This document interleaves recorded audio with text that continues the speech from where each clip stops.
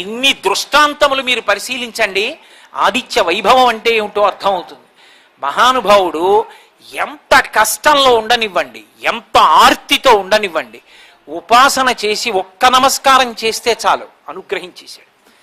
ఎంతెంత అనుగ్రహించాడు అంటే నిజంగా అసలు ఈ ఒక్క సందర్భంలో కొంచెం ఆలస్యమైతే, ఆ ఒక్క నిమిషం గడవకపోతే మొత్తం ధర్మం అంతా కుప్ప కూలిపోతుందంతే. ఇక ధర్మం అన్న మాట ఉండదు లోకంలో. ఇక ధర్మము అన్న 2 అక్షరాల గురించి మాట్లాడాడు ఎవడు, ధర్మము అన్న దాన్ని పాటించడానికి ఎవడు సిద్ధపడడు. అంత ప్రమాదపు అంచులలోకి జరిగిపోయి ఒక్కొక్కప్పుడు గత సన్నివేశాలు అలా జరిగిపోయినప్పుడు రక్షించిన వాడు ఎవరో తెలుసా? మళ్ళీ ధర్మాన్ని నిలబెట్టడానికి సూర్యనారాయణమూర్తి.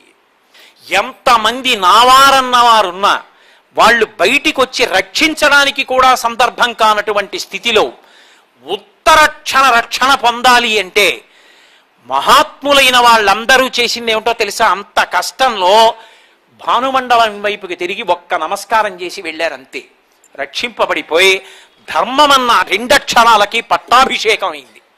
అందుకే అప్పటికీ ఇప్పటికీ ధర్మమన్న 2 అక్షరాలు మిగిలి ధర్మమునందు అపారమైన విశ్వాసము నిలబడిపోయింది.